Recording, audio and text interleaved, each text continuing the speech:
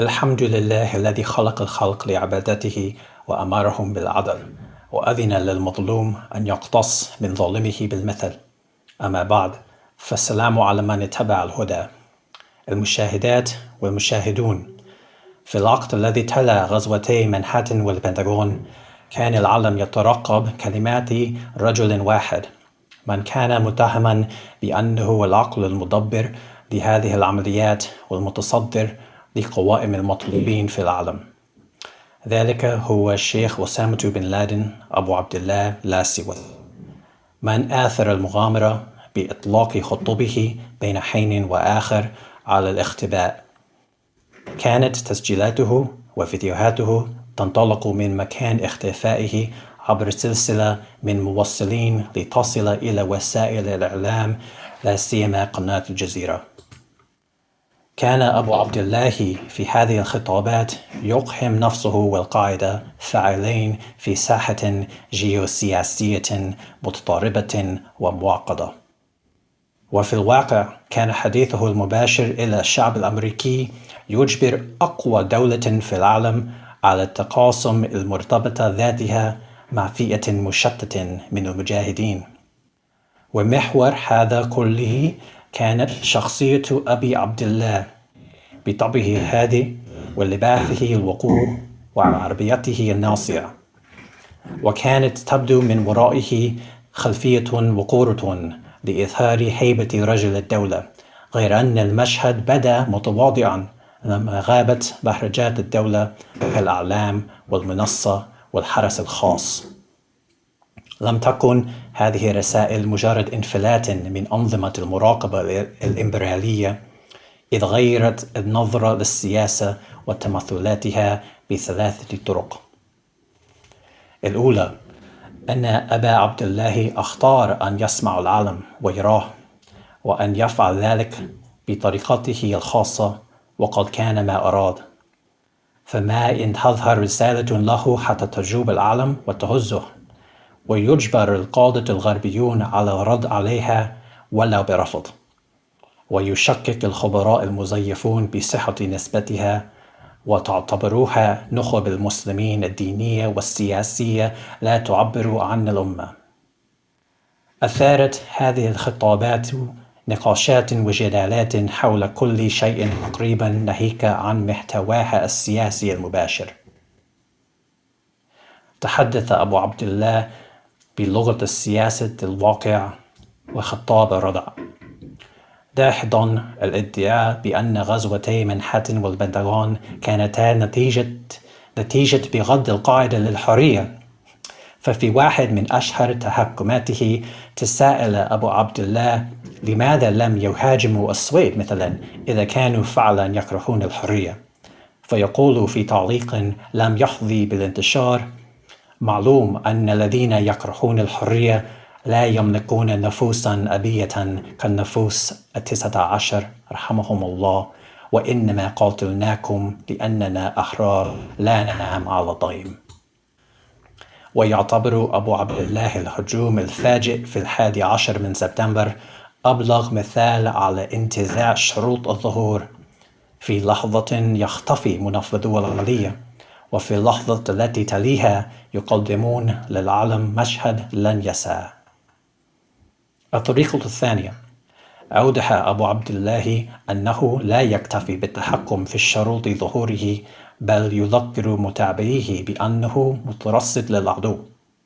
وحلل أبو عبد الله دور الولايات المتحدة في إلحاق الموت والدمار بالعالم الإسلامي، بداية من دعمها لحروب الكيان الصهيوني العدوانية، وانتهاء بحصار وخنق الشعب العراقي.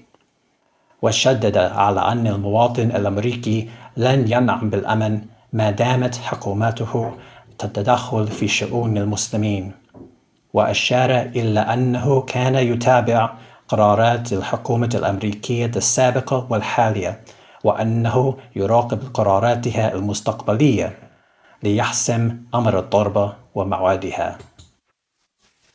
لم يكن أبو عبد الله يخاطب الولايات المتحدة وحدها، بل تعداها ليشمل الأمة الإسلامية وشعوب الدول المتحالفة مع الحكومة الأمريكية، فهو لا يتحدث إلى الحكومات بل إلى الشعوب مباشرة، كما كان يعرب عن تضامنه ويقدم تعزيه ويحرض الناس على التضحية، ويقدم مبررات للعنف ويهدد بالمزيد منه، ولكنه في الوقت نفسه كان يعرض هدنات ويضع شروط للتفاوض والسلام. لقد سعى إلى موضع نفسه رجلا ذا مصداقية تؤخذ تهديداته ووعوده على محمل الجد تماما كحكومات الدول. الطريقة الثالثة: كان أبو عبد الله يحث متابعيه لا سيما في الولايات المتحدة وأوروبا على السعي لتغيير سلوكيات حكوماتهم، لأن ذلك هو الطريق الوحيد لإنهاء الصراع بحسب رأيه. فهو يقول: أيها الشعب الأمريكي، حسبوا الذين تسببوا في قتلنا، والسعيد من وعد بغيره. تعكس هذه المطالبة منطق العقاب الجماعي الذي تبنته الولايات المتحدة نفسها عندما كانت تحث شعوب البلدان التي تهاجمها على الانتفاض وخلع حكامها، كما تعكس منطق السيادة الشعبوية، إذ يمكن أن تكون الأنظمة مستجيبة لرغبات شعوبها، بل وينبغي أن تكون كذلك. إلى هذا الحد خاض أبو عبد الله حرب استنزاف، ويتباهي بأنه في مقابل كل دولار تنفقه القاعدة تخسر الولايات المتحدة $1,000,000 في إنفاق عسكري بلا طائل. ويبكت الولايات المتحدة على الفساد الذي شاب حروبها على أفغانستان والعراق، بل والأدهى أنه كان يدرك أن القاعدة لا يمكنها ادعاء الفضل في جرها للولايات المتحدة لهذا المستنقع، فقد أشار إلى أن الحرب تصب في مصلحة النظام الرأسمالي العالمي، لا سيما الشركات الكبرى مثل هاليبرتون. فكل من القاعدة والولايات المتحدة تحصل على بعض من أهدافها في الحرب، ومن ثم قال أبو عبد الله للأمريكيين: وإن الخاسر في الحقيقة إنما هو أنت الشعب. لنا أن ننتقد أبا عبد الله في إعطائه الحق لنفسه في التصرف باعتباره حامي حمى المسلمين، بينما تحل الكوارث على المسلمين الذين لا نعقل لهم ولا جمل. كما يمكننا أن ننتقد تكتيكاته مثل قتل الأبرياء، لكن ظهوره تحول من مجرد أداة للهيمنة الإمبريالية الصليبية إلى أمور أخرى، فتارة هو طريقة لإعادة صياغة الخطاب السياسي، والثانية هو وسيلة لإعطاء سردية مفارقة للأطر المهيمنة، وأخرى هو آلية للمساءلة.